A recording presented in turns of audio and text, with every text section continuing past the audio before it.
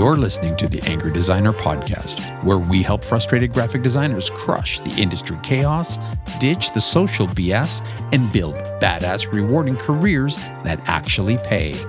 Now powered by Wix Studio. What's up, Angry Designers?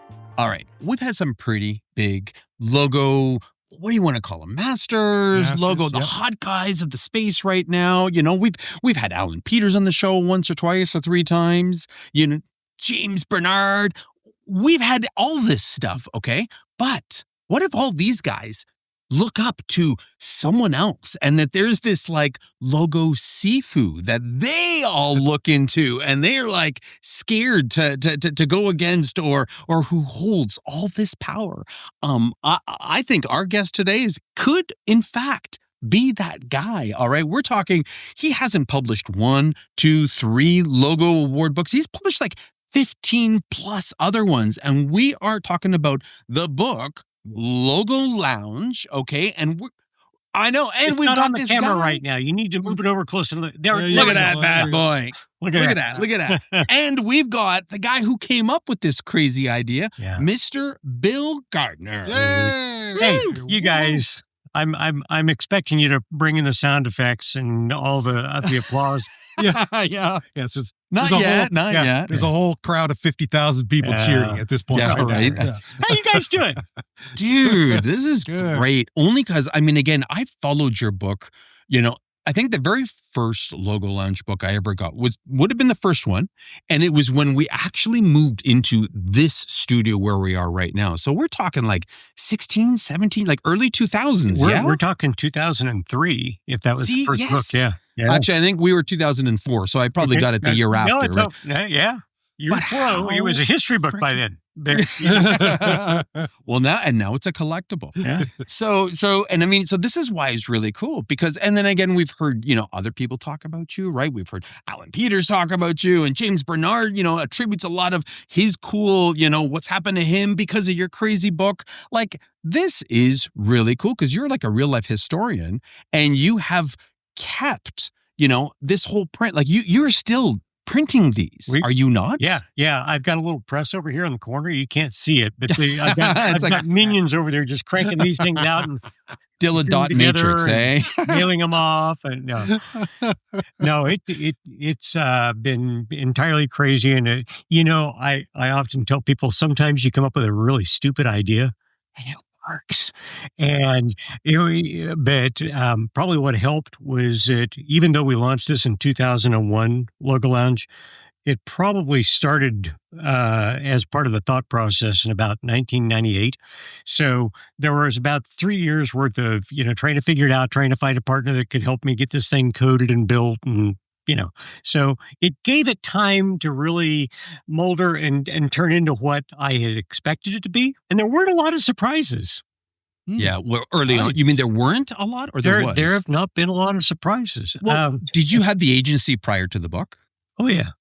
So for everybody, just a little bit of housekeeping here. Bill Gardner, Gardner Design. I'm going to age myself here. It goes back to 1983. I was out of college and nobody would hire me, so I just started freelancing and doing my own thing, and then it just kind of bloomed.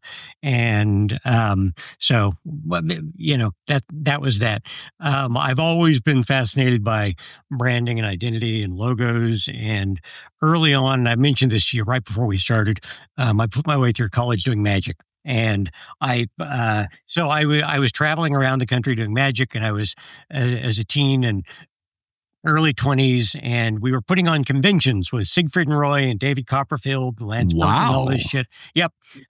So I'm that guy. But as we would travel, I would always find the designer in the community that I, just idolized. And it put me into Saul Bass's office, sitting across the desk from him, just kind of sucking up his ohm and the likes, and any number of others. And it really built a foundation of, these various designers that I knew that were the ones that had contributed to Logo Lounge, when it first started, and I'd call them up and I'd go, I've got this goofy damned idea. What I'm going to do, and keep in mind, this is 2001, and designers especially, didn't get the idea of uploading a logo. And I'd say, I need you to upload all of your logos. And they go, yeah, I could do it. What's upload? And, and so we'd go through an educational process, and I'm not just the ones that people have seen, but I need to see everything. Oh, give me all the shit that people didn't buy. Well, okay, we can do that too. So that was really the foundation of where all those logos came from. The first 2000, when we cranked open the digital doors on Logo Lounge. Right. So that was, okay, so early years, like what were they sending them over in zip drives or were they actually, you had FTP access back then? No. So the site was set up so that they could, literally, and sometimes it was scanning a logo, or if they were designing it digitally, we would end up having them drop across the files or, upload it to the site. But we did. We literally were getting designers that were sending me paper logos. They'd print them out and we'd scan them in and we'd put them in for them and stuff. But the thing that worked with Logo Lounge is that it was this idea of designers got competition. They understood, okay, I'm going to design a logo and I'm going to pay $25 or $50 or whatever. I'm going to send it off to CA, or I'm going to send it off to, Graphice or some competition. And it may or may not get in. And I may or may not ever hear back from them. But they guarantee will cash my check and I'm out that money.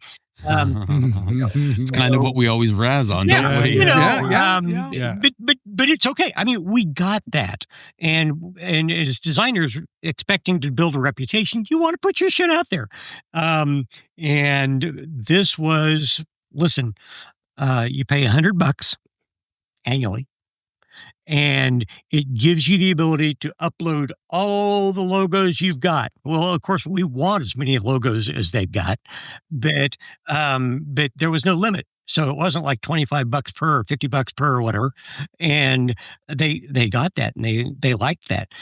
The other thing on this was, obviously there are those people that don't want to upload, that want to go take a look at those things. So as they put them in, they'd put in keywords, and somebody else would go put in, I give up Fox, because they were designing a Fox logo, and it would pull up, 100 different Fox logos, which beat the shit out of going and pulling down all your books and sitting there and Post-it noting, those books full of logos for hours and hours.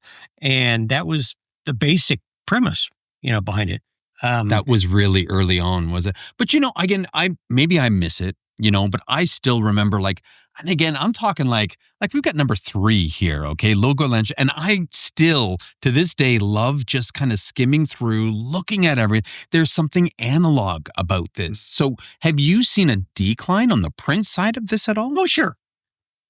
But frankly, we started this, 20 plus years ago, 25 years ago almost. And, hell, there's designers that are producing kick-ass stuff that weren't even a glimmer at the moment that this thing started. So obviously technology has shifted, the way that we think about finding reference has shifted. But the fact that you're still going to a site, which you can, you're still digitally, you may be looking at it on this as opposed to on this, but you're able to still find whatever you need to as a resource, and that's where you go.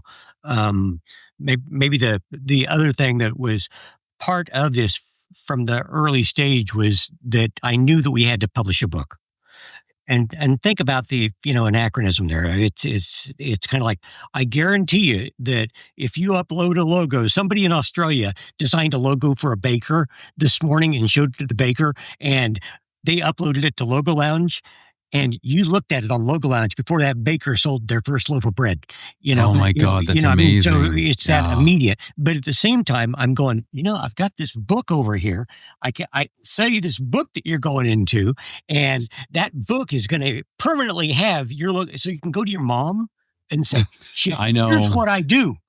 As soon as it's in print, you've made it. It feels like it, right? Arrived. I don't know if the whole digital thing has the same it doesn't print have that. does. No, it doesn't. No, I can tell you who cries out there amongst designers, because I have had more people drop me book openings where they'd go, "Oh, here's my logo. I designed that." And all of a sudden they start tearing up, and I'm kind of going, "Don't do it! Don't do it! No, you're gonna bust my sales. This is great, but it works." So you in essence, obviously you've kept all the logos from Logo Lounge 1, and it's all archived. And so is this like actual, you're like, what is it? Wayback Finder, the website tool, but you're doing this for logos since you've started this, have you not? Like we can go back and see. You can go find the first logo uploaded. You run a report every year as well, don't you? Yeah. Yeah. And the report entails. So probably second year was out, 2023. I had a call from Gordon Kay, who puts out a publication called Graphic Design USA. Everybody gets it. It's free to the industry. And Gordon said, "Would you be interested in writing an article? I'm kind of tracking your Logo Lounge thing here that you're doing, and tell us something about logos." And at the time, I think maybe Felix Sockwell and I were having a conversation. We started talking about trends, and I was going, I could probably produce something and put some trend ideas together, from what we're seeing. And it went over so well. We did 15 trends. And it wasn't just a matter of, saying, "Hey, I think this is a trend." But I mean, the cool thing about Logo Lounge is it gathers analytics. So, I mean, think about this. When you're designing a logo, it's still 6 months from being public. It's still a year from being public. So if you're going on to Logo Lounge and saying, "Hey, I'm designing for a food truck," and I start to see a lift in the number of people hunting food trucks as a keyword. So, I mean, you can start to look at analytics, and we can start to see, here's the direction we're going. Here are words that people were searching for this year that they didn't search for last year. And you start to see what's going on. So we produced the report for him. He loved it. He came back the second year, the third year, and pretty soon people all around the world started contacting me and saying, "Could you come to our conference and tell us about the trends? Because you're a genius." And I'm going, no, but I wrote these 15 trends, so, whether it was self-prophecy or whatever, that it's turned into literally walking me through Red Square in Moscow to Kiev to throughout India, throughout, Italy, throughout Ireland, it's taken me around the world. So what's something that designers get totally wrong about the Logo Trends report then? Like that they assume and is actually surprising? You're setting me up here because that's the point. Yeah. Every year, I end up getting an email from somebody saying, "Well, thank God I didn't make the report. I would hate to be thought of as being trendy." And if it was a trendy report, which it's not, it's a trend report. I'd give them a little bit of credit, but I'd say, absolutely, you didn't make it because you're not a trend setter. And it is, we're reporting on what we see, and it doesn't mean that I like it. Some of the stuff I show, I think is shit, but I mean, there's a lot of stuff that, it's the direction people go. So think of it this way. I think of a trend as a trajectory or evolution. I'll give you a quick little conundrum here. Imagine I gave you a map, and a map of the U.S., and I stick a pin right in the middle of it, and I say, this is a person, they're traveling. Where is she going to be tomorrow?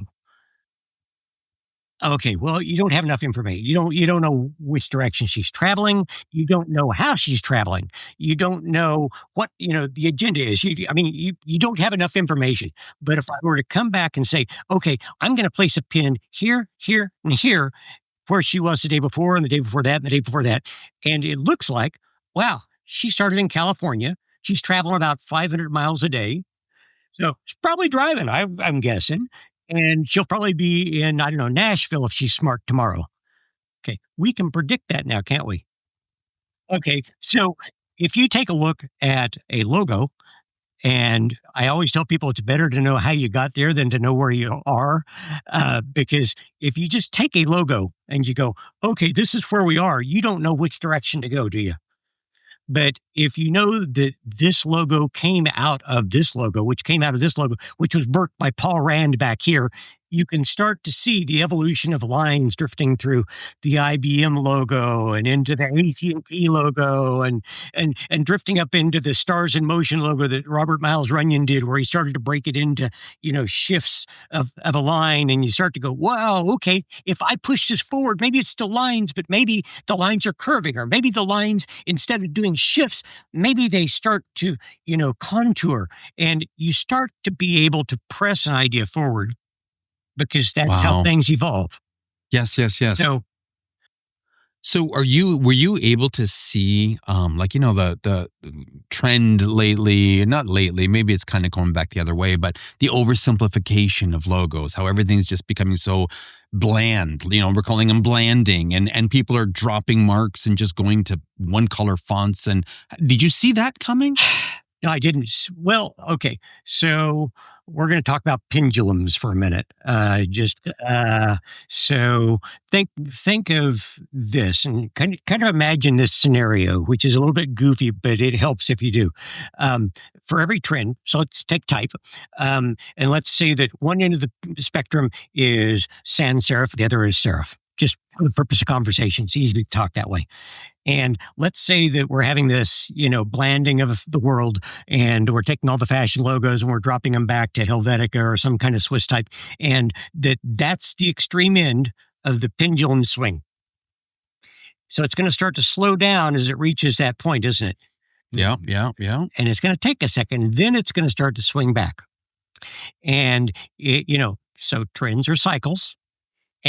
But you got to keep in mind that there's a shitload of pendulums swinging here, and they're all not swinging in accordance with each other. So maybe this one's on color, maybe this one's on thickness, on weight, maybe this one over here is on typography, maybe this one over here is on transparency, maybe this one's on flat versus fill in the blank. So your judgment is to look at any one of those things and kind of go, boy, there have been so many logos with gradients. I'm willing to bet we've just about reached a saturation point. That pendulum's going to start swinging back. Or I'll bet we've just about played out that glassine kind of look that everybody's putting on shit. I'll bet you, people are going to get tired of people using AI to take a logo and express it in 17 different fur styles, So, I mean, you look at that and you start to say, okay, well, there's some logic to why things go the way that they do. Yeah. Wow. So I don't mean to get deep on you guys. That's pretty heavy. So then, with that being said, were there any surprises along the way that you almost saw coming, and you were shocked at where it went? I mean, always. Oh, really? Oh, yeah. I mean, so as much as I'd like to profess I've got a crystal ball, there are certain ones that you can kind of track the trajectory and you can kind of see them moving. Then there are ones that just kind of slap you up the side of the face and they come out of the blue and you have no idea where they came from. And then I have to kind of go back and go, well, crap. I mean, things happen for a reason. They don't just happen spontaneously. So where does it come from? And I make my best guess at it. Or I turn to other designers and say, kind of help me walk through this, grab my hand and lead me to the fountain of, knowledge on this, because I don't know where it came from. And I think once you have kind of figured it out, you go, oh, well, that makes sense. I mean, it's the same story we've lived with all of our life. Something that doesn't make sense to you, somebody points out to you and you go, oh, well, that's because my mom and dad were both redhead and I got black hair. I guess I see what happened. Yeah. So, I mean, so. Yeah. Okay. let's take it down right to the beginning here. So you started, like 20 years ago, we'll just say.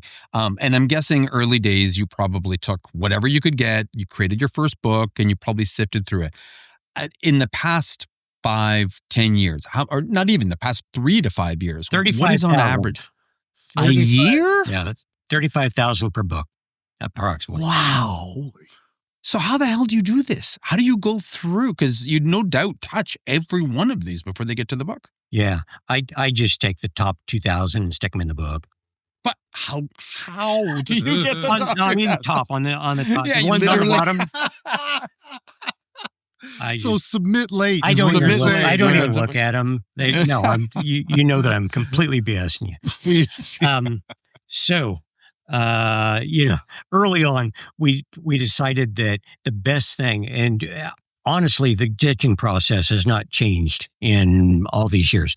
And we kind of came up with a methodology where we could approach just name brand designers around the world and say, would you be willing to be a judge? And you can sit at home. We'll send you a bottle of wine, and you just click through the logos and you give them a score.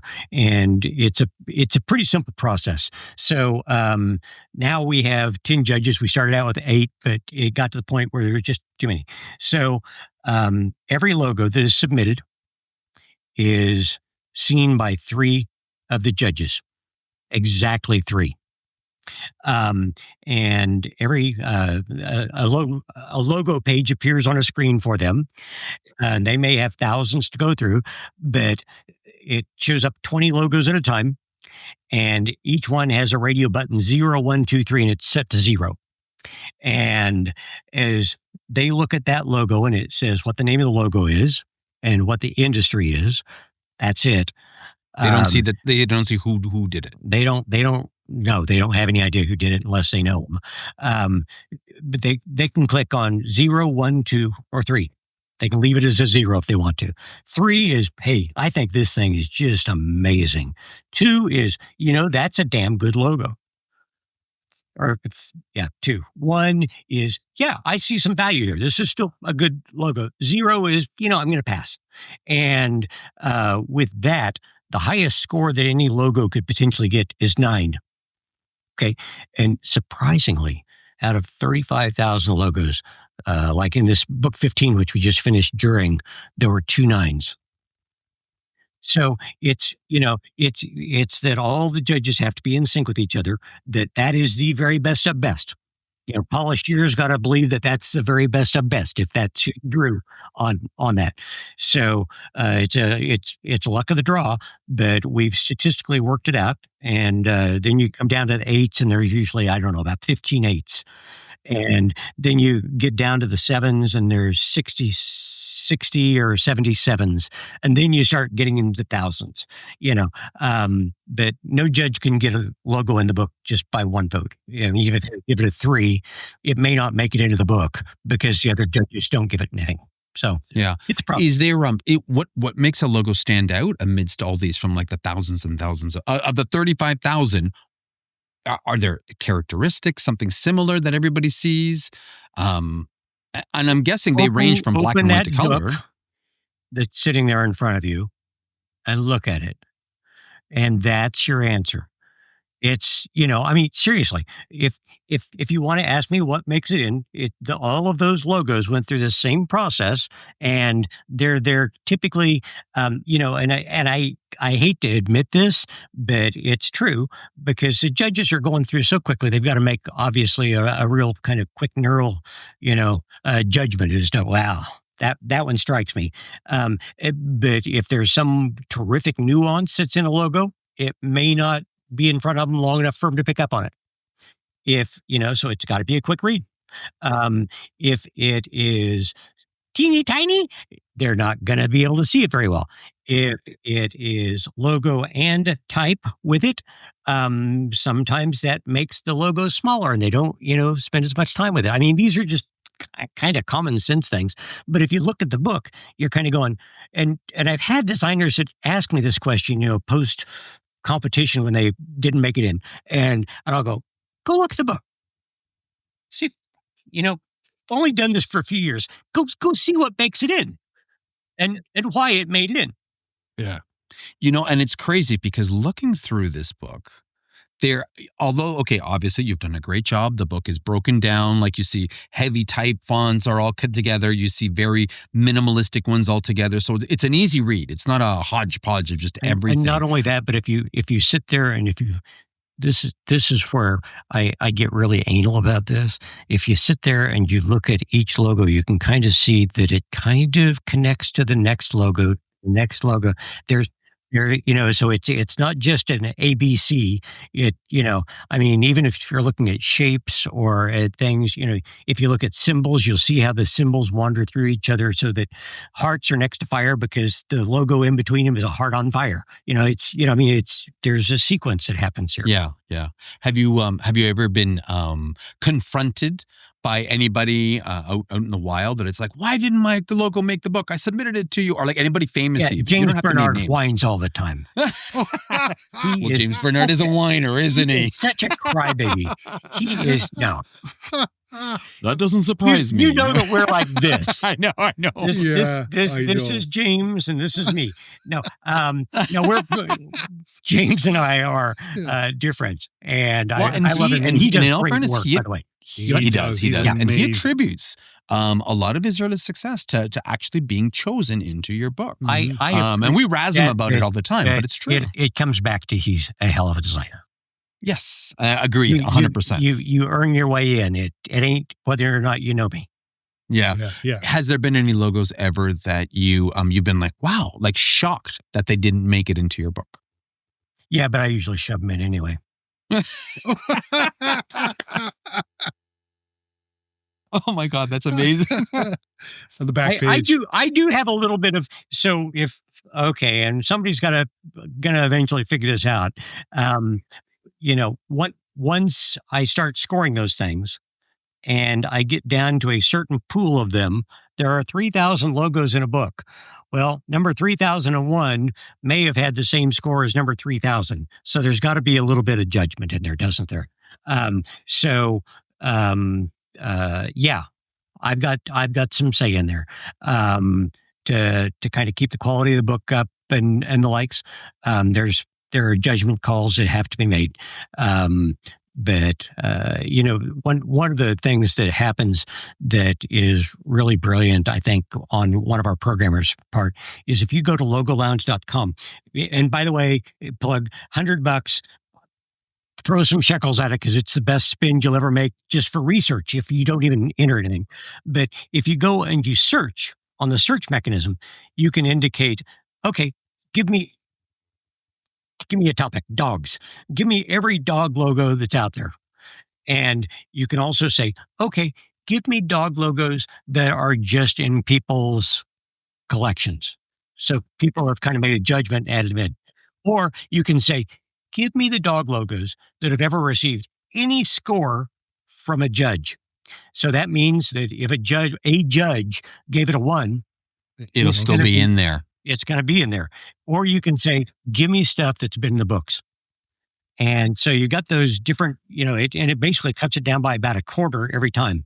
So, stuff that maybe didn't make the book, but was thought of fondly by the judges. You can still a great resource guide. Yeah.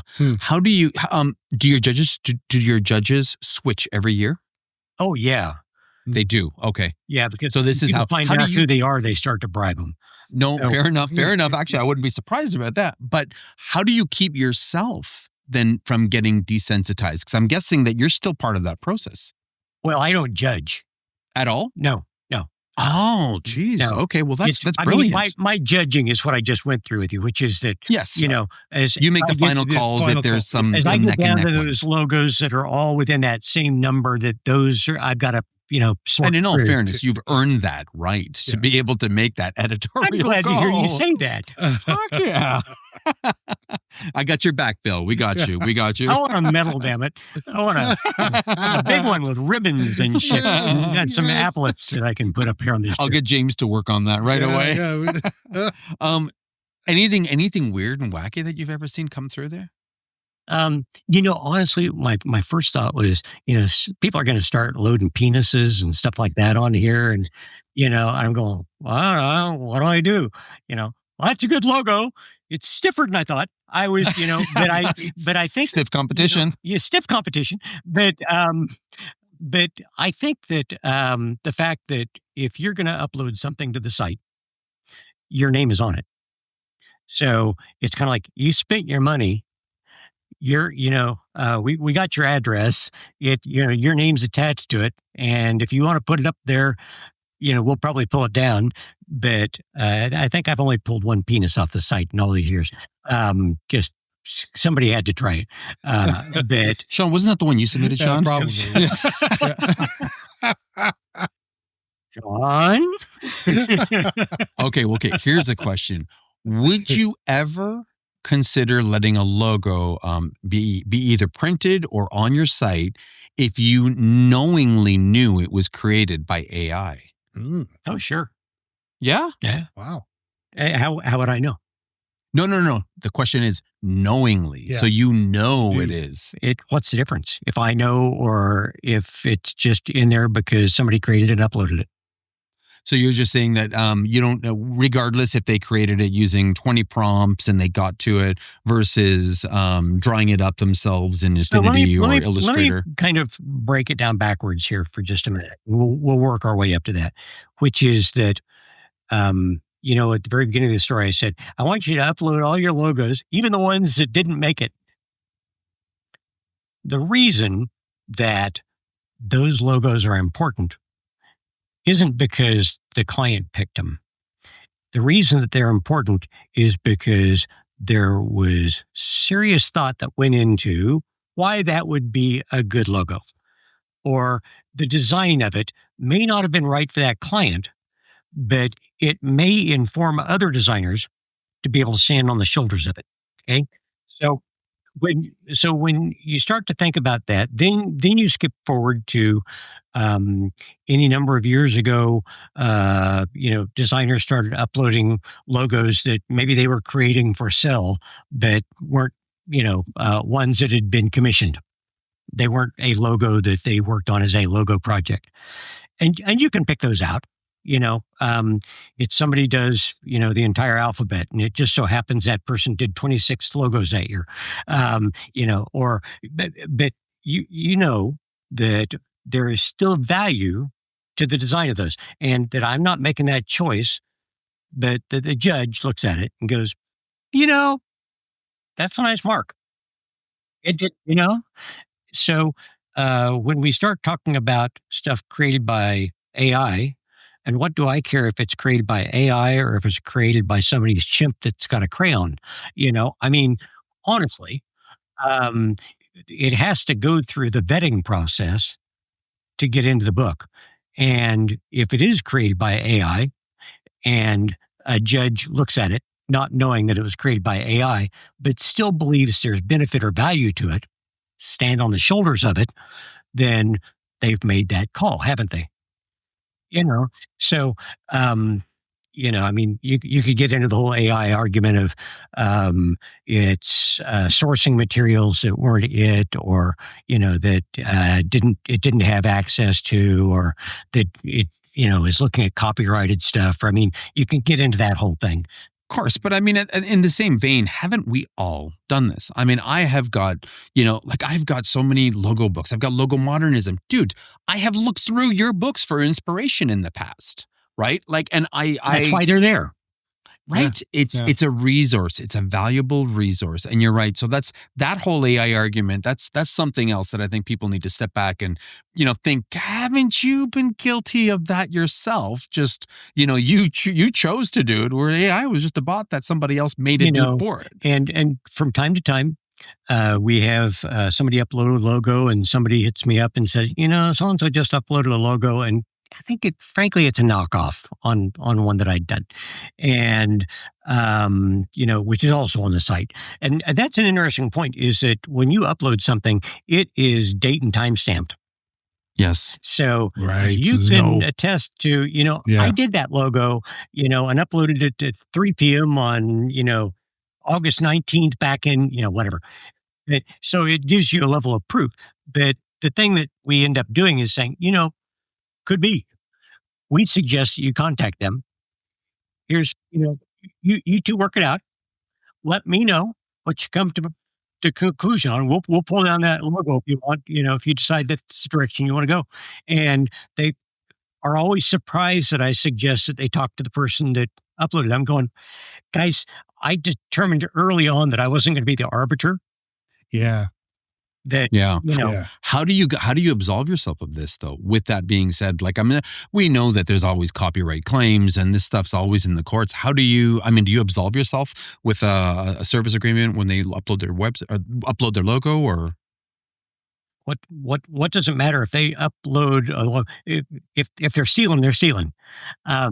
And it's kind of like, fix it. And you're not supporting it or in one way or another, supporting the artist, supporting what they're doing. It's just the site. Yeah. Yes. Okay, I did it, but I changed the color, or I did it and I readjusted. And you get those,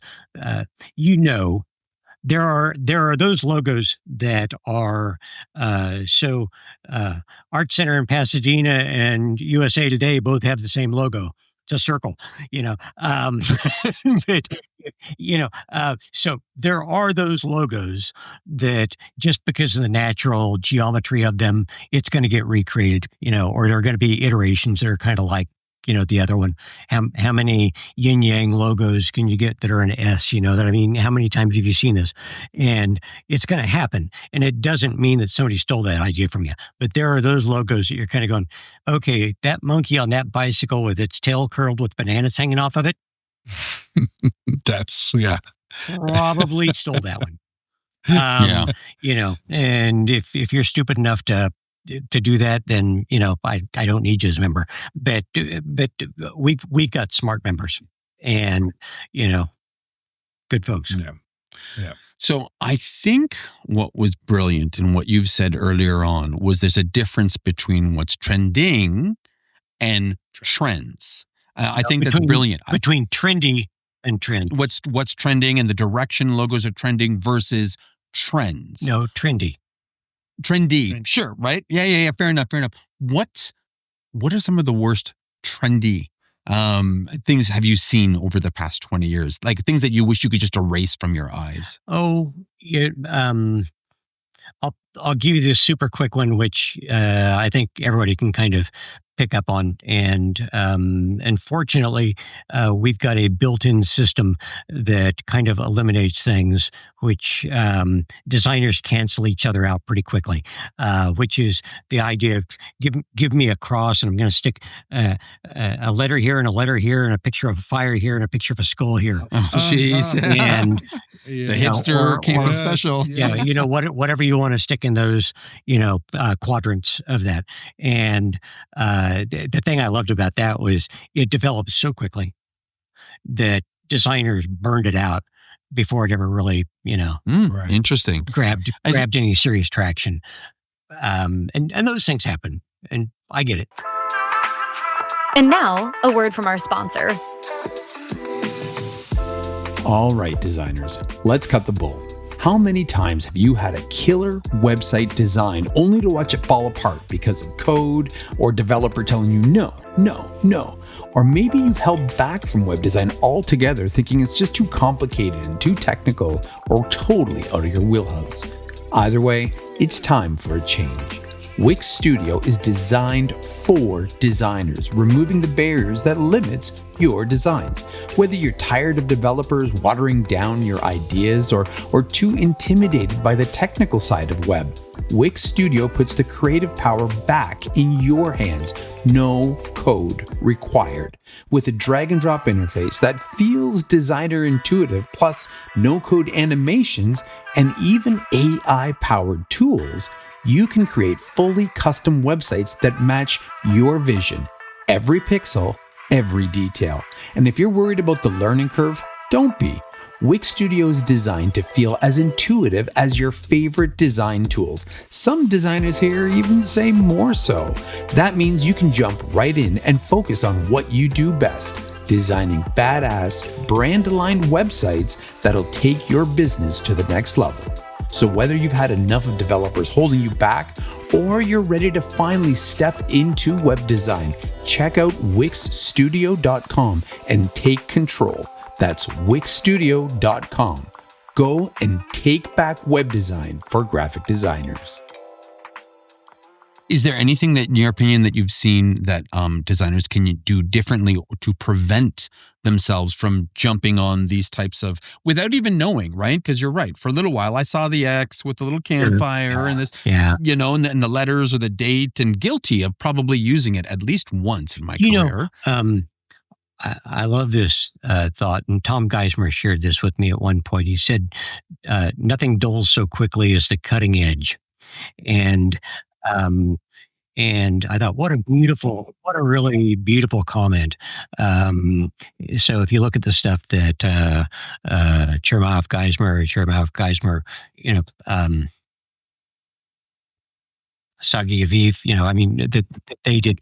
I mean, it's very classical, generally, and you know, it's going to stand through time. And it's kind of like when you play really close to the fire, you're going to get hot quick, but you're also going to burn up in a second. And I think that that's what happens to a lot of designers. You kind of look back at your list of designers that had their period where they were just flaming good stuff, you know, and they generally kind of flame out. And it's because they had a specific style, and let's hope they put money in the bank while they were there, because, you know, it doesn't last forever. So that's, you know, the other thing that I haven't told you this, but I'm in the middle of wrapping up a book for Rockport Publishing. It's going to be called Iconic Branding. That they came to me for, based off of all of this stuff I got up here, I guess, talking about the process of trying to think forward, trying to imagine where branding is going to be tomorrow. And I'm loving the stuff that I'm writing and the examples I'm pulling together. And it actually, and I kind of love this part about it, and I hope others do. It delves into the history of design quite a bit to set you up. It's back to that road trip that I was describing for you, that you've got to know what happened here before you know what happens here. And as you start to think about it, think about this, and I share this with people, which is that, so we're starting to work in different environments that we never worked in before. You know, if it's augmented reality or metaverse or AI or whatever, and imagine that you've got your goggles on, or imagine that we figured out a way for you to go in there without that, and you're wandering around and you see this logo and you walk up to it, and it is a cool logo, and you turn it around and you go, oh shit, it's cardboard on the back. You know, God, I forgot to do something about the back side, you know. And is it exactly the same thing on the back side, or is it something else? Or if you touch it, does it touch your back? And is it rubber? Is it, you know, what's the texture of it? And does it inflate? Does it change as you're holding it? Does it look at you and recreate itself based off the emotion it reads in your face? If you drop it, does it break? Or does it break into dance? You know, we're that close to haptic technology where if you touch a screen and it looks like water, it feels like water. And, you know, or if it looks like flesh, you know, imagine where you're going there. So, you know, all of a sudden you start thinking about all of these things that are out there. And those are just the things in the door that's open right now that we can kind of see just ahead of us. But there's a shitload of doors up ahead that we haven't opened up yet. Yeah. That are going to mean that branding's going to keep shifting. And, you know, humans are incredibly self-centered, but in a good way. You know, I mean, maybe God made us that way for a reason, because we focus on ourselves. But it also means that normal to us is what we think normal should be to the rest of the world. And it means that, you know, because the weather was this temperature when I was a kid, and it's not the temperature it was when I was a kid, it's screwed up, you know, or, you know, I mean, we look at things this way. So I want you to keep in mind that right now we're looking at screens. I'm looking at you on a screen, which is basically a moving piece of paper, right? It's this flat surface still. And the screen came out of a flat piece of paper because that was the technology we understood. I mean, that's the reason if we had been working on dimensional surfaces to communicate, I assure you the screen would be a dimensional surface. And I also assure you that in 20 years, we aren't going to be looking at each other on this screen. There is going to be something else that we're utilizing as, that tool that we're working back and forth with. And as visual designers, our objective is to deliver that visual essence, and hopefully we're more than just visual to people, but it's in using whatever tools are being used at the time. And hopefully we're not a slave to that tool and just using it in its most rudimentary fashion. Hopefully, when we set our hooks to go fishing, we're not fishing in the same waters that everybody else is, that we set ours a little bit deeper and we start reeling in stuff and going, holy shit, look at that. I've never seen anything like that before, because that's where the great ideas exist. Mm-hmm. Do you think, with that being said, then, that the importance of brand is going to surpass the mark itself in the future? It already has. It has. Yeah. Yeah. You know how much I love logos. So it hurts me to say that, but imagine this, you've got that much real estate. And that's the tool used by 83%, if not more by now, of the world that, you guys both remember when we used to create an identity and we said, well, okay, we're going to put together a business card and some letterhead and an envelope for you. Number 10. Done. Wow. There's your corporate ID. Yeah. And nowadays they look at you and go, yeah, that's it. Yeah, a business card? Right. I don't even, that list has gotten bigger and a lot more digital. So we've got clients that, entirely live in a digital world. And people get pissed at me when I say that, but it's tail and dog. The dog is in the digital world. They may have a tail if they want to embroider a shirt or if they need pins. But, outside of that, the dog lives in the digital world. And, the information that we deliver, instead of it being CMYK, so that light has to come down and hit something to pound back at our eyes, now we're looking at light bulbs that are projecting light. So there's an entire generation that looks at color differently than you and I learned how to look at color. So they respond to it differently than you or I do. So when you start to think about this idea of your question of, is it going to get to the point where, maybe the logo isn't as important? The logo probably is always going, let's hope that it's always going to have that capital place at the top of the hierarchy. But honestly, what works better? Animation? Color? Really, really important. Pattern? Yeah, damn. Texture? That's what fills the acreage on that screen, not the logo. You can only make a logo so big on a screen and it's going to be useless. So we recognize more and more identities, but take Instagram. Everybody thought they were completely goofy when they went from the Polaroid camera right to like the icon looking thing. The icon. But I think that at the time, the art director there understood, okay, we've got more folks that don't understand skeuomorphism or what a Polaroid is, because they, that wasn't ever part of their life. They look at this thing and they go, it's Instagram. I don't know what that is. And now we look at that Instagram wash of gradient from that kind of warm golden blush up through the violet. We don't need to see the logo, do we? We recognize just because of that gradient that it's Instagram. And, whoever thought that you'd look at a gradient and say, well, what color is that? Well, we do. It's not a color. It's, a group of colors, but we think of that as the color of Instagram. And, and again, an example of, you look at that, and that is the representation visually of the brand, not the logo as much. Yeah. What can designers do then in this kind of world to try to break through all this? Because, unfortunately, logo design is still something that everybody, I mean, it's been your whole life. It's something everybody loves. It's visual. We're drawn to it, but what can they do to break through all of this to still make sure it's a sustainable future? So we all know what a house looks like, but you need a key to get into it, don't you?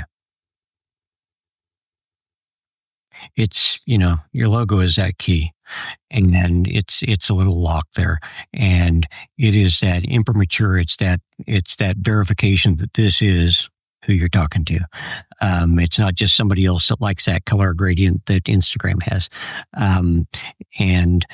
So you're going to come back to that, and it's still going to be that, hallmark that identifies you as who you are. And it could just be a word mark or, a letter form or something like that. But ultimately you need that level of verification when you look at it and say, oh, that's them. Yep, that's them. Unless I'm being spammed and, scammed, and somebody else is using the logo and sending it to me in an email, which they're going to do that anyway. Mm-hmm. So do you think, what is your, where am I going with this? So when designers are building a logo, should they present a logo or should they present a system, something larger than, can they get there at that initial stage? Is there even purpose for that? I think it depends on how much money they can drag out of the client. Seriously. Obviously that full system takes a lot of thought.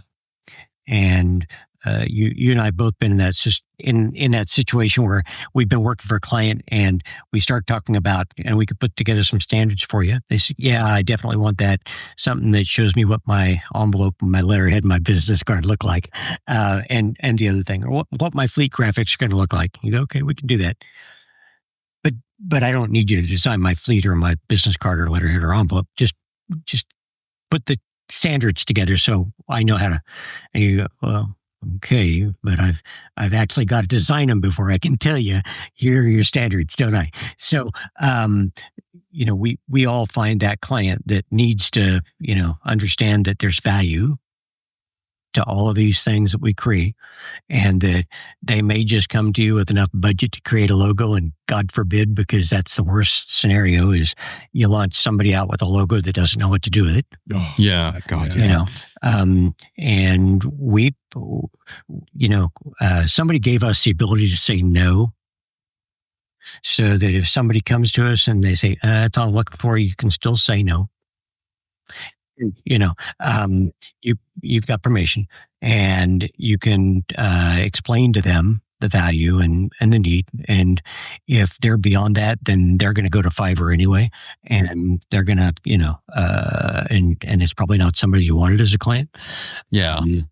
Is there anything you can do, in your opinion, to stop them from going to that level? Like stop them from going to suggestion hell and telling you what to do? Or do you want to work for them? No, I don't. You kind of early on, I'm going to date myself and say, when the computer came out and we were all going, God, people are going to start doing their own church newsletters. Right. Oh, wow. Well, did we really want to do church newsletters? No, we want them to do them. That's fine. So I get it. There are certain jobs that you don't want.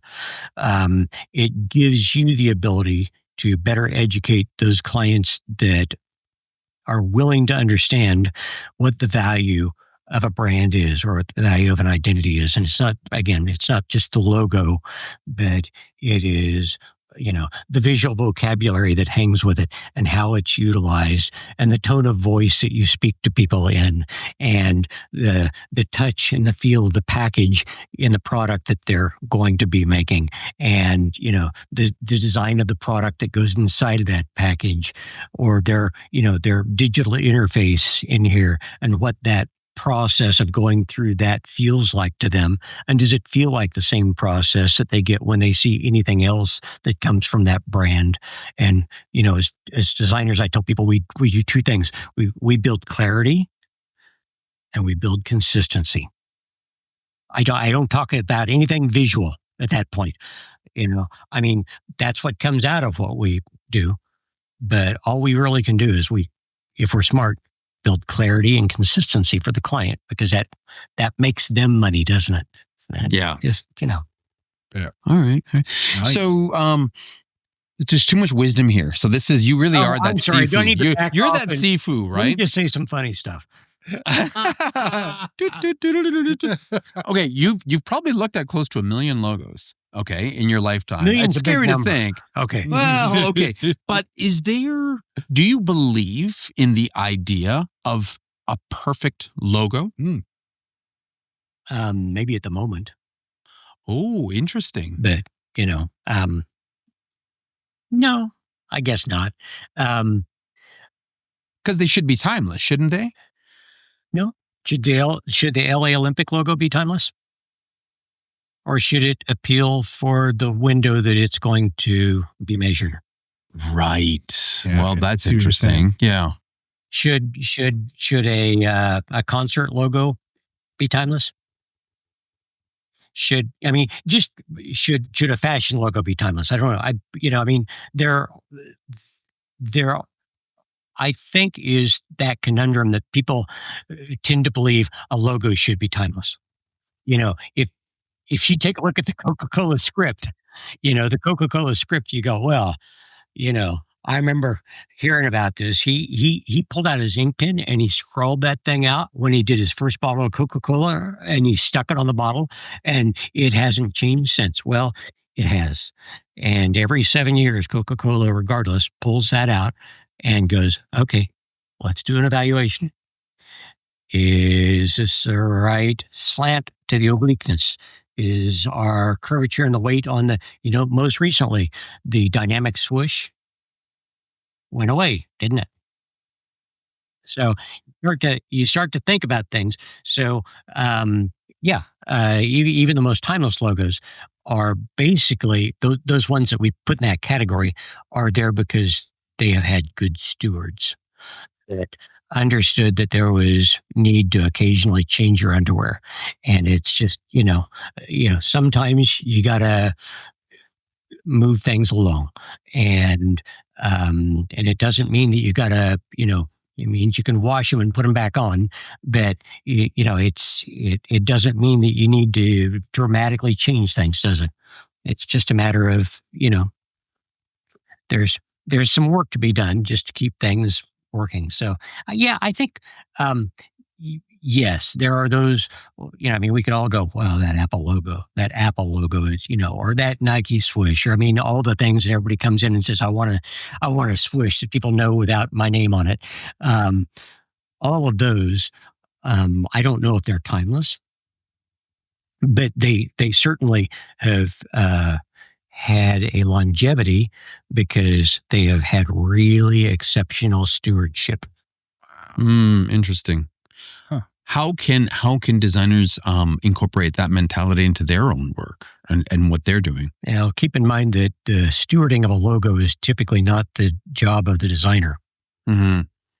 Not even as an expert or an advisor, or well, if you're the corporate designer for a company and you are the steward of that logo, yes, and maybe you've designed it, yes, but as a rule, we birth the child and we hand it off, and we about 2/3 to 3/4 of the work that Gardner Design does is actually rebranding or refresh. It sounds draconian to say a rebrand, and always throws the client off. But in fact, when those companies come to us, we know that one, they're probably here because they've had good success. So they did something right to get here to this point, still alive.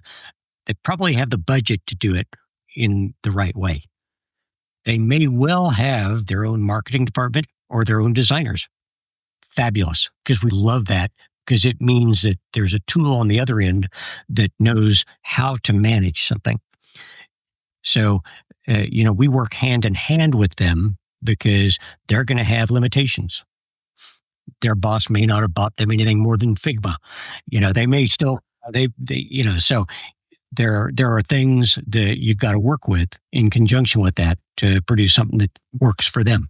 And we all want that child to grow up healthy and strong and still be active out there years from now, because it shows us off that we were able to birth something that was pretty cool and that people love. But it isn't us that gets it over the line. It's other people that end up getting over the line typically. Yeah. Interesting. So, am I getting too deep? I wouldn't say so. That's all right. It's true. Pull back out. I'm just trying to pull out from all this vast knowledge that you have, what designers can take and move forward. Like, you've been responsible for documenting the evolution of logo design over the past 20 plus years, right?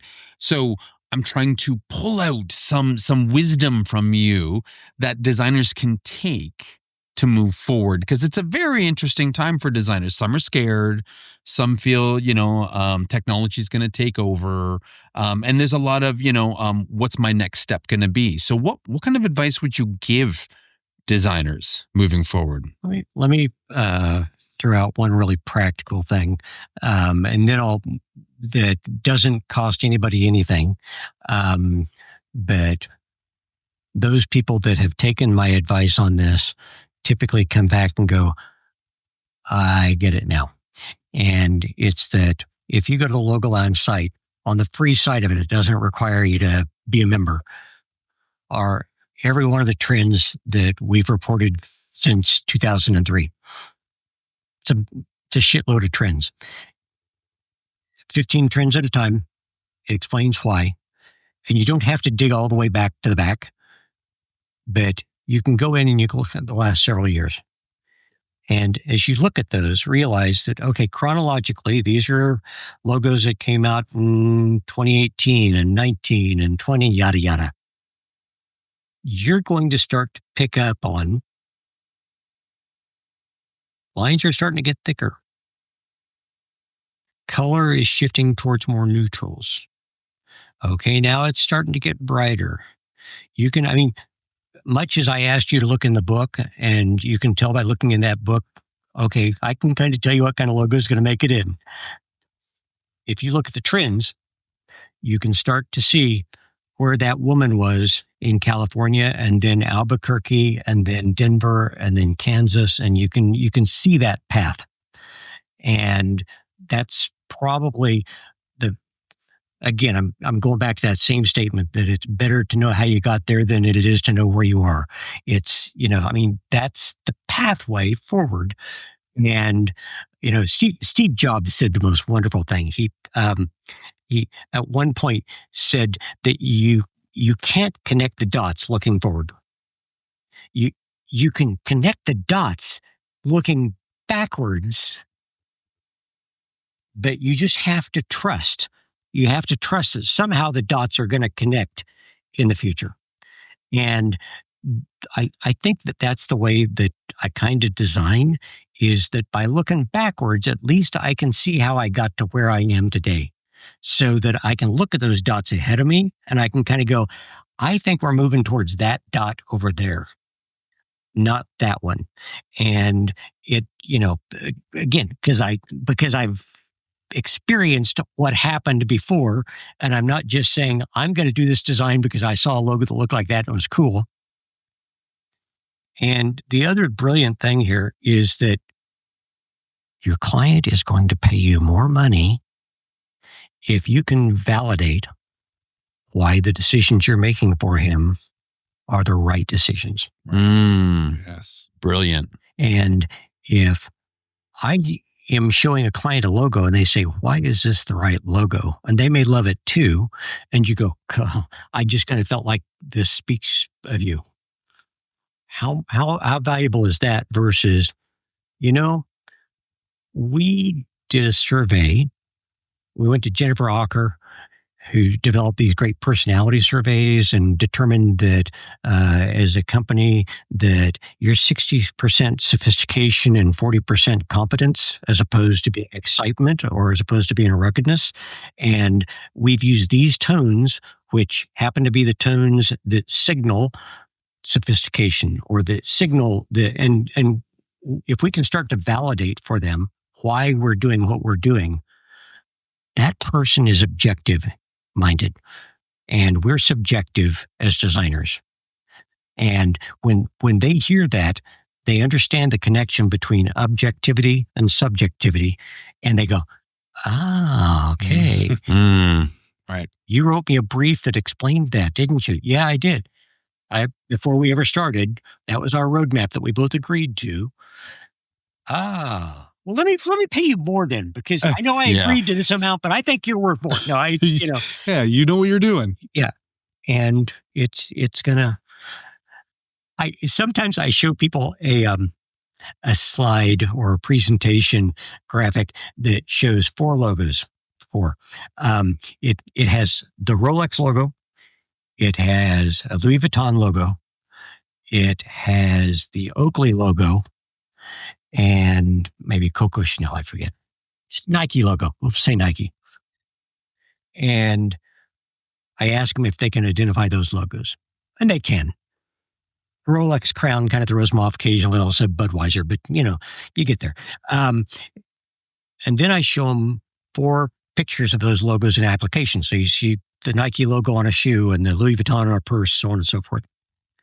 And I say, probably easier to identify it this way, isn't it? Yeah. Except for the fact that all 4 of these products are counterfeit.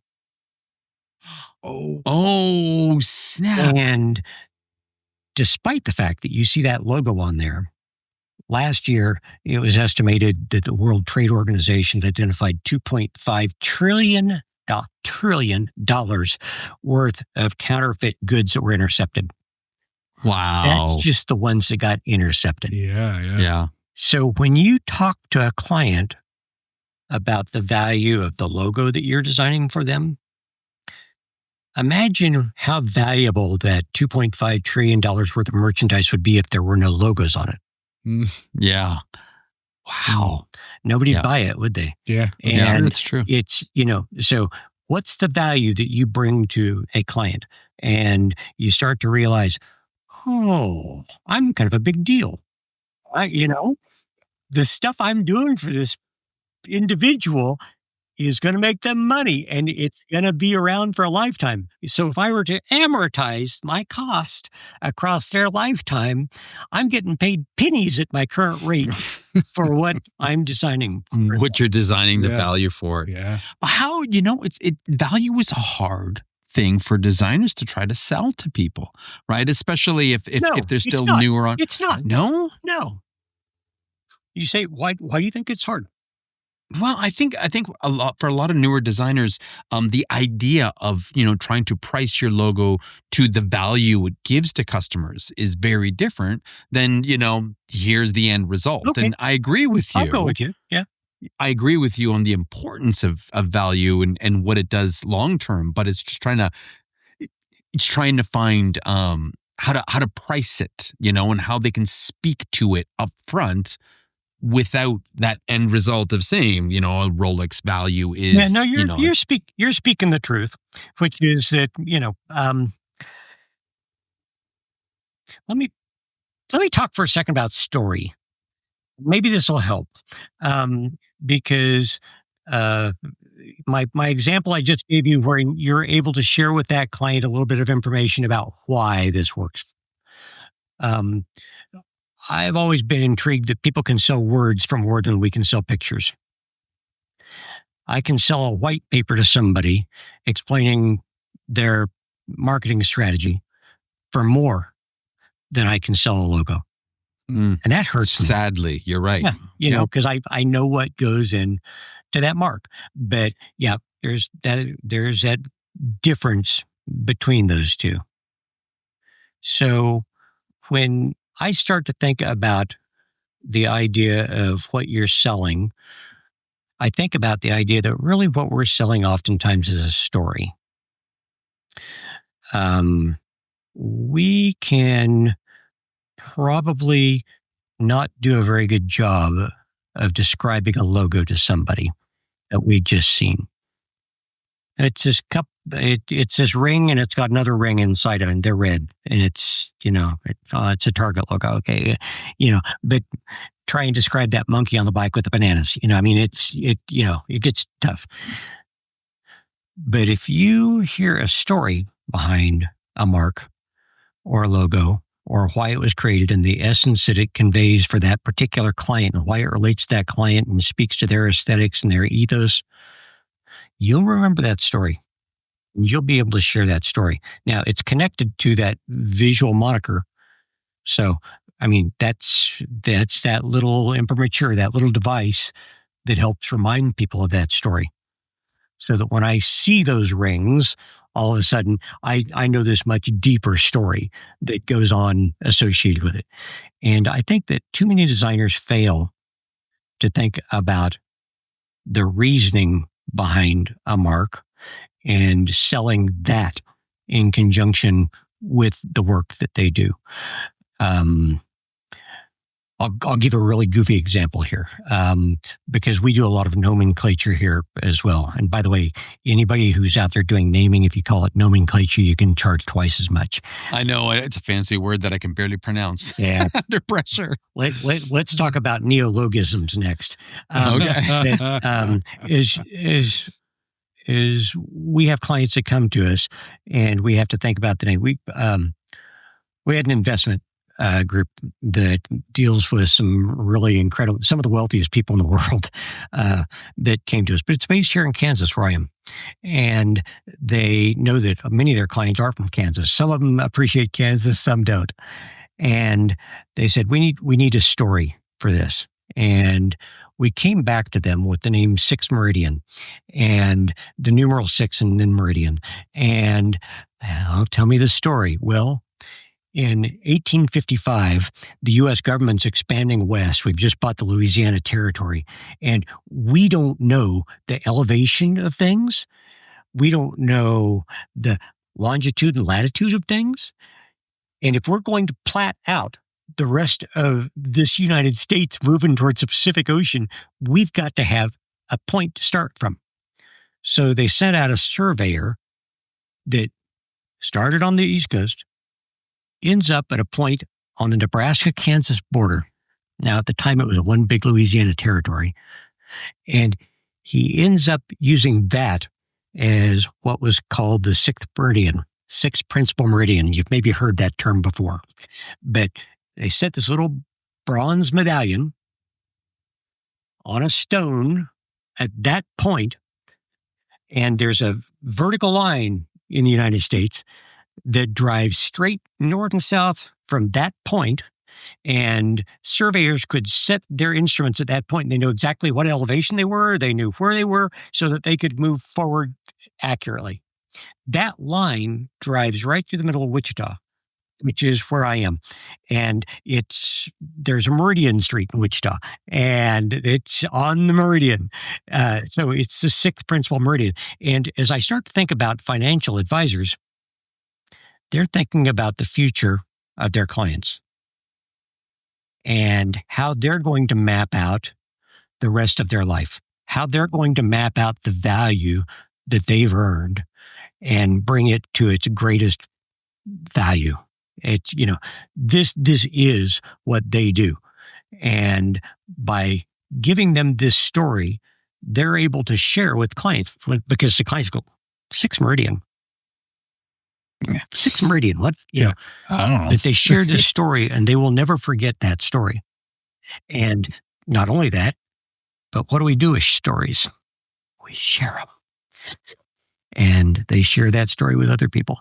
And if I had just designed a logo and it had this little 6 up on top of a letter M, which is a transom, you can look it up, then people would kind of go, oh, I kind of see it's a transom and a letter M. But if they don't know that story, it doesn't have the depth of meaning nor the ability for them to share it. So as I think about a mark, story is so much more valuable. And how many times have you told somebody at a party when they ask you what you do that you're a designer and they go, oh, Yeah. and you kind of go, no, come back. Yeah. It's cooler. Trust me. No, you misunderstood me. I'm a designer. No, I said, come back. Tell them you're a storyteller. Yeah. There you go. And then they want to know what kind of story you tell. And then you tell them this. And, I'm just trying to give you advice so that all those socially inept designers that are out there that feel badly at parties, actually, they probably feel good. I'm a designer. Yeah. Okay, thanks. Goodbye. We're done. It's so true, though. So do you feel that logo designers then still have a future? Oh, yeah. Well, okay. I think that people that are understanding of what branding is and will be have a future. And I think that design will be attached to it, and hopefully we'll still be designing logos in the future. But we may, transition to something else. If you come to me 20 years ago and told me that the different tasks in developing a website were going to be subdivided into 6 different categories, I would have gone, well, all you need somebody who knows how to code and can draw a picture, but, we continue to segment our capabilities, and we continue to learn to do things that we didn't know that we could do before. And again, back to that self-centric thing. The reason I said that is because we all think that the world of evolution stopped here and that today is as good as it gets. And I can guarantee you that you're going to look back in 5 years and go, man, that was so old hat. Or, and the rate at which things are changing, we're going to be going, why did they say it's old hat? Because I don't even know what an old hat is. I don't even know but we're migrating, and people always have migrated. And when we think about what branding is really just being able to convey that essence that we want to chime that bell in their mind about whatever it is we're pushing. It could be a car or a bottle of water, or it could be, a financial advisor. But that's what we're pushing. And it's kind of like, what do they feel like? What do they look like? What do they sound like? What's their voice? And all that stuff is what we do as designers. God, we are so much cooler than marketers. Because marketers, we design shit and give it to them and say, okay, go sell it. We get to figure out what it is. We're the ones that design what people are going to want. Marketers don't do that. Marketers just are given the thing, and their job is to, build a customer base. Yeah. And even at that, sometimes just kill the great ideas that we give them. Marketing often is where good ideas go to die. So true. Bill, I can talk to you for hours. Seriously. No, you can't, because my wife's we're gonna do eventually, and I'm going to have to know. We'll do this in the future again. There's no question. But where can people go to find your website, your books? Where can people go to give us me money? A spiel. Yeah. And they'll give you money for it, hopefully. No, it's all good. So, LogoLounge.com. And it is a $100 annual membership. We just did a fresh up on the site. It is AI activated to some degree to help you in some of your keywording and the likes. But there are 450,000 logos. A few less than that, right? I think it's 449,000, and 1,000 of them probably came out by AI. You're right. So it is, and it's all contextualized, so you can search by, designer or industry or keyword or quality or yada yada yada. But it is probably one of the best investments as a design firm that you can make. And hey, it's $100. It was $100 when I started. This is a service that you're providing that's worth so much more than that. I've got to pay off my daughter's wedding, and I got that's expensive. Yeah, I mean, throw some shekels at me and feel sorry. And guys, so book 15, we are, Kinsey Kessler is in the other part of the office doing the assembly on book 15. We've got the logos we're putting in place. We'll be announcing soon to the winners who made it in. So book 15 will probably be out just before Christmas, just in time as a Christmas gift. Nice. Hopefully. And I just want to say ahead of time, James, just because you know him, it doesn't automatically mean you can get in there. Oh, crap. I need to go tell her to put one of his logos in. Otherwise, you'd be mad. No, it doesn't work that way, guys. Fair enough. Additionally, I'll draw a little bit more blood out of your audience while they're at. And again, all the trend stuff is out there to look at free of charge. They're literally, those logos are, we've had 20,000 members worldwide that have submitted these things. And it's just, what an incredible resource. We do a series of courses on LinkedIn Learning. I say I do. So you can go look at my ugly face talking to you about why design works and why trends do what they do. And they're much more educational than I am here. And there are, I think, about 20 courses on there if you want to, because they pay me for every time somebody watches the course. If you've got a membership, just line them all up and hit play. And if you're around while they're playing, that's good. Or if they're just playing and ringing up cash for me, that's good too. That's good too.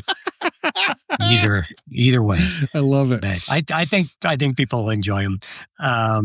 And the last thing is the iconic branding, which I'm feeling so cool because Rick Landers, hell of a book designer, worked with Rockport, is doing the design on the book. And he and I just got off a call before this, and he was sharing covers with me. I know I'm not designing my own cover. I feel badly about that. And our designers don't feel badly about it because Rick is such a talent that I'm sitting there going, it's going to be a real book. And this thing is really going to be an amazing map into the future. And it's got great, not only interviews with some of the biggest designers around the world that are thinking larger than we are about where design's going. And when does this come up? I think that it comes out probably spring of 26. Oh, so nice. It's one iconic brand. It's a Logo Lounge guide to iconic branding from Rockport. So, I can't wait for that. Okay, sweet. So not to put you on the spot, but would you come back like later this year, close to when we enter 26, and to talk about trends? No, not trendy. No, trends. Come on, you are the guy. You've got all the information. I'd be delighted to. I've got another shirt. Yes. Yeah, and hopefully they're washed. So I come up with these analogies, and the people in my office hear these and they go, "Oh, you didn't." Yeah, the underwear analogy was brilliant. Right. That was a good one. That is so good. we all wear them. We all got. Hopefully. Yeah, I got to change mine more often. I'm not going to ask, but I mean, let's just assume. Tell Bill, people you do great, whether you do man. or not, John. I don't. No, please make him him do it. Yeah, I've had complaints. You guys are too fun, and I didn't detect too damn much anger out of you. So I know, everybody says that. No, we're not angry anymore, my friend. When we get to have cool interviews and meet cool people like you guys who've shaped the space, we are too passionate about this space to be angry anymore. We've gotten everything off our chests. Yeah. Now the anger is passion and love for the industry. The last thing you can do is come to Gardner Design. Yes. And see what when I'm in Kansas. Do. Well, or go to gardnerdesign.com. Yeah. And I was just going to come knock on your door. Yeah. But hey, okay, I guess you can go viral too. And you'd be surprised the number of people that have knocked on this door and said, "I came to Kansas." Yeah. There's nothing else here to see, so. No. Oh, there's a I'm crap kidding. ton of I good love stuff to see. Kansas. Wichita's a great For place. the record, my last visit to Kansas, and again, I'm Kansas City, so it's a little far from Wichita, but again, I fell You're in love one of the with few that people town. that know that, by the way. But go ahead. Yeah, but again, I fell in love with that city, and we found some good art. There's still so much more. I found a whole new area of that town that I got to explore. I can't wait to go back. So Kansas City's, I got half my heart over there, so I love it. Yeah. Amazing, my friend. I'll come back. Well, there's no question. question. Thank you for the invitation. Oh, dude, thank you so much for this. And, by all means, angry designers, you have to go check out LogoLounge.com. You've got to go check out these books. There's so much value on this platform. And I never realized the amount of value that there is in looking not at what's trendy, but looking at what's trending and how to actually look at that foresight. And this is what his site, more than anything, there's so much value in that. So please, check out his site, say hi to our friend Bill, and you know where to hit us up on Instagram, on YouTube. And Bill, where's your socials? That's a good question. I think if you just go to Logo Lounge under anything, it's going to show up. That's right. All right, everybody. My name is Massimo. My name is Sean. And you are Bill. Stay creative And stay angry.